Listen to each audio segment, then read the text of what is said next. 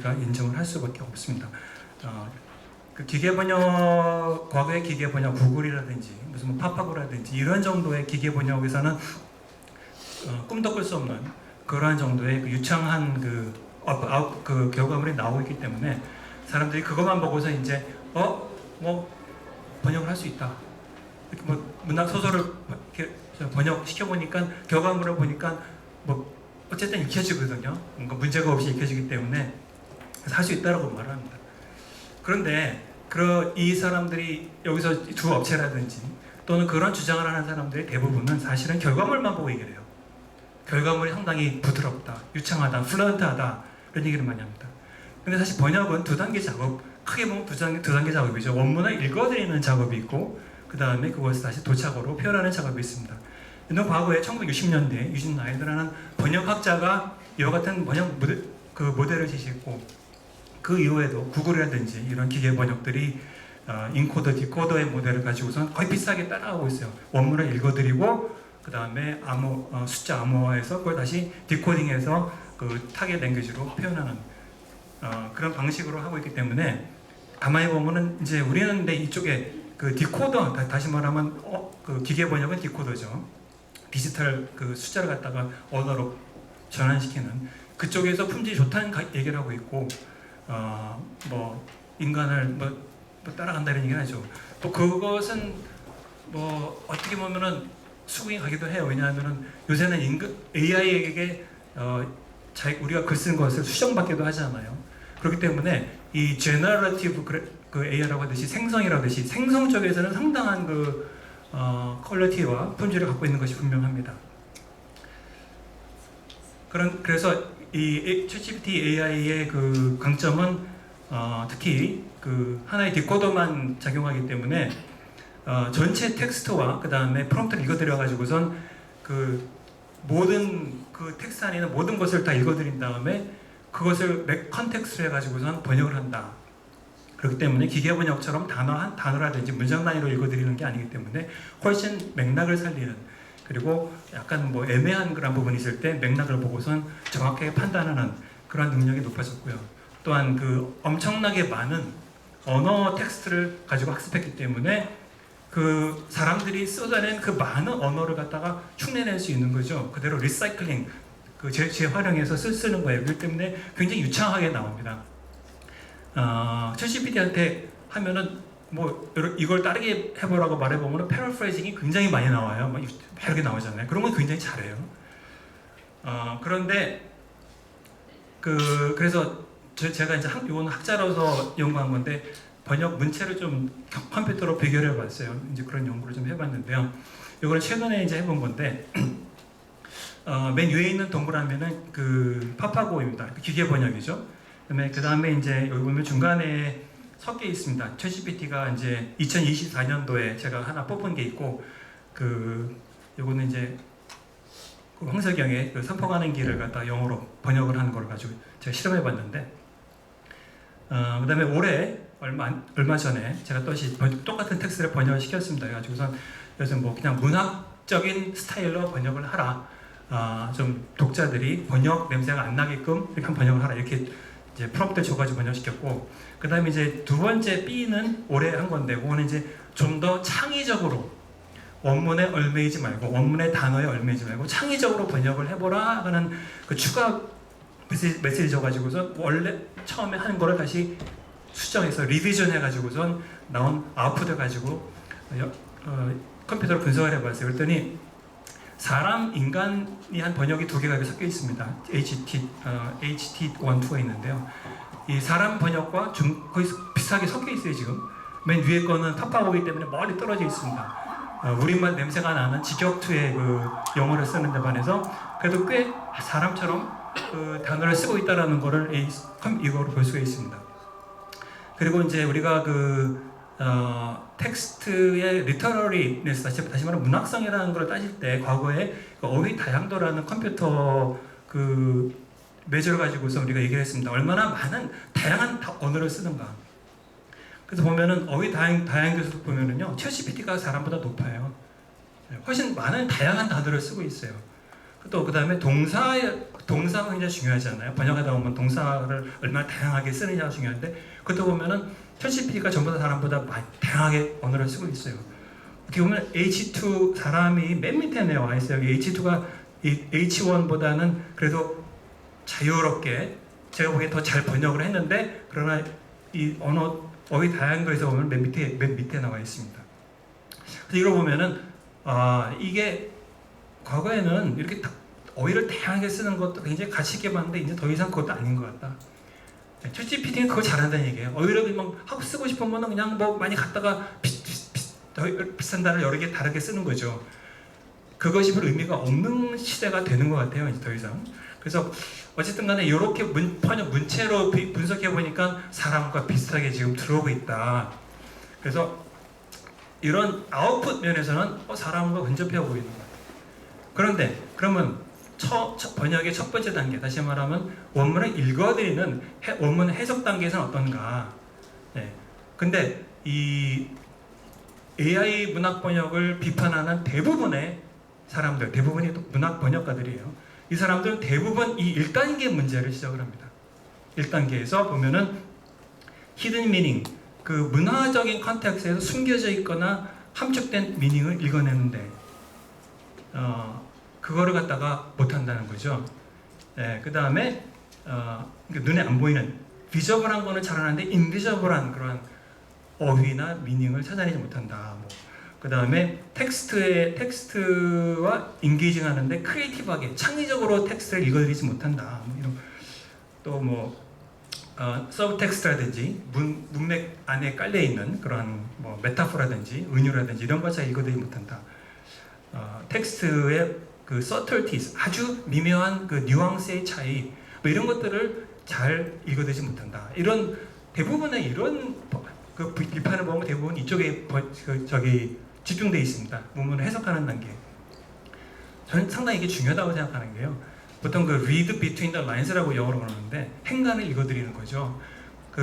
이 행간을 제대로 읽어드리지 못하면 좀 전에 발표하신 선생님처럼 그냥 그 문학의 정신이 사라져버린 그 원문의 글의 정신이 사라져버린 그냥 껍데기 표면의 미닝과 컨텐츠만 가지고 번역을 하는 거예요. 그래서 나온 아웃풋은 좋아요. 그렇지만 그 아웃풋이 얼마나 가치가 있는가 하는 그 면에서는 회의적이라는 거죠. 그래서 실제로 보면은요, 인간 번역사와 그 다음에 이제 챗GPT 같은 AI 번역사가 과연 얼마나 행간을 잘 읽어내는가를 비교해 보면은 이런 게 나옵니다. 그래서 이디엄이나 간접적인 화법 같은 걸 잘 못 읽어낸다. 그 다음에 sarcasm, 어떤 그 아이러니라든지 이러한 그 반어법적인 것들, 그리고 문화적인 어떤 그 컨텍스트가 있는 것들, 그다음에 상황 시츄에이션에 그 상황적인 여러 요소들이 있을 때 그거를 다 읽어드려 가지고 판단해야 되는데 그런 상황적인 것을 판단을 못한다. 이런 문제점들이 이제 나오고 있습니다. 실제 문제 좀 예를 보면은요, 이거는 김혜진 작가의 9번의 일이라는 책의 그 일부분인데요. 챗GPT와 이제 인간이 번역한 거를 비교해 보면은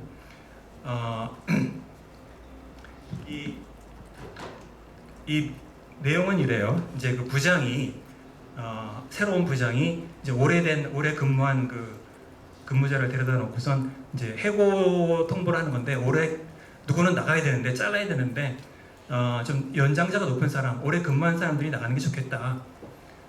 지금 얼마 근무하지 못한 사람들은 참 형편이 어렵다. 이런 말을 이제 하면서 나오는데 그걸 이제 번역을 시켰어요. 챗GPT에 제가 번역을 시켰습니다. 첫 번째가 이제 문학적으로 번역해보라. 밑에 거는 뭐냐면은 좀 더 창의적으로 네가 해석해서 번역해보라. 이렇게 두 가지로 번역시켰고 옆에 있는 거는 인간 번역사가 번역한 건데. 자, 우선 보면은 말은 안 해도 다들 연장자가 자진해 나가기를 바랍니다. 이렇게 말해놔요. 그래서 말은 안 해도를 어떻게 번역했는가 보면은 챗GPT는 두 번 다 말하다라는 say라는 동사를 써가지고 번역했어요. 그 이상 못 나갑니다. 말해도라는 그 표면적인 거에 딱 박혀가지고선 그 이상은 못 나가요. 근데 인간 번역사가 번역한 거 보면은 어떻게 나냐면 say라는 말을 안 하고 everyone is being nice about it 이렇게 나와요. 이건 뭐냐면은 원문의 뜻이 뭐냐면 사람들이 말은 안 해도라는 거는 대놓고 야박하게 말을 하지 않는다는 얘기거든요. 나가라고 말 안 한다. 그러니까 야박하지 않다라는 게 사실 원문의 의미예요. 근데 그걸 say로 번역하면 그 의미가 제대로 전달이 안 되는 거죠. 그걸 갖다 이제 잡아내지 못하는 거예요. 그런데 인간 번역사는 그걸 딱 보고선 이렇게 번역을 한다는 얘기죠. 그다음에 그게 가장 보기 좋아요. 연장자가 자발적으로 나가는 게 가장 보기 좋다. 역시 보기 좋다 그러니까 두 번 다 챗GPT는 look good, 좋게 보인다 이렇게 번역했어요. 그러니까 좋게 보인다, 표면적인 단어를 가지고 번역하는 거예요. 계속 리비전, 수정을 하라고 해도 이 단어 가지고 돌립니다. 이 단어와 비슷한 단어들을 바꿔치기 하면서 해요. 그러나 그 이상은 못 내려가는 거예요. 그래서 보면은, 근데 사람은 뭐라 했냐면은, 번역을 여러 가지로 이제 할 수 있는데, 뭐, that's the most sensible way, 가장 합리적이다, 이렇게 나간다든지, 아니면 누군가 그만둬야 되면은, that's the way this should be handled. 이 상황을 이런 식으로 처리하는 것이 가장 낫다. 이렇게 해서 누군가 간단면까지 집어넣어가지고서 상황을 명확하게 이제 표현하는 거죠. 이렇게 상황을 명확하게 드러내는 이러한 명시화 같은 것도 잘 못하는 거고요. 그 다음에 근무를 얼마 안 한 사람은 조건이 별로 안 좋다 이런 말을 해요. 조건이 별로 안 좋다. 처음에 읽으면은요 퇴직 조건처럼 들려요. 그래서 이 챗GPT는 거기 조건을 갖다가 바로 severance인가 뭐 이렇게 나와요. 그러니까 favorable terms 해가지고서 퇴직 조건으로 얘기를 했습니다. 근데 뒤에 보면은 동료들의 개인사, 불행, 뭐 불행하다 그런 걸 잘 알고 있다. 부상보다 이런 말이 나. 다시 말하면 이 조건이라는 거는 퇴직할 상황이 아니다.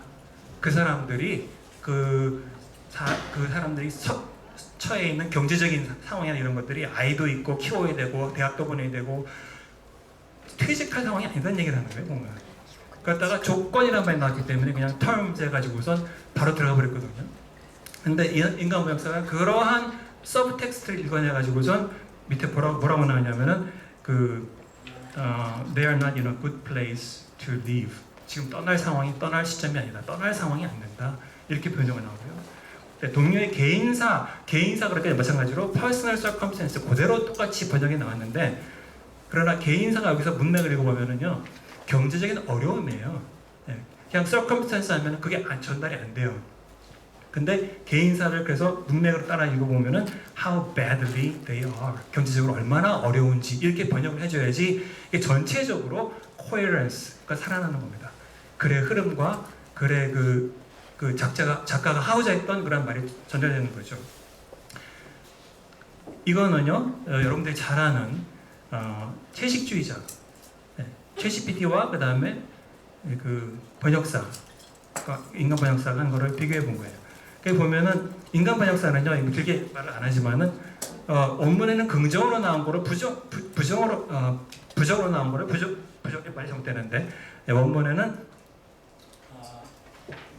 never 부정으로 나온 거를 긍정으로 바꿔서 번역을 하고 그 다음에 또 어떤 때는요 그 원문과 완전히 다르게 벗어나서 그냥 버리고 원문 문장을 버리고 자기 말로 번역을 했어요. 그러나 읽어보면 말이 참 흐름이 좋아요. 근데 그 다음에 또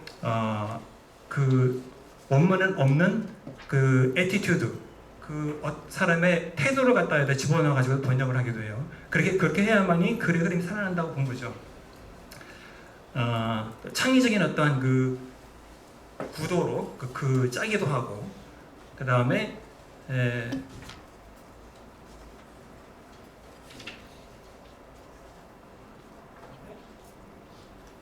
뭐 여러 가지 이제 이런 시도를 합니다. 이게 잘 안 보이는데 하면 안 한다 뭐 이런 나오는데 갖다가 해석을 이제 제대로 하는 거죠. 그다음 등등.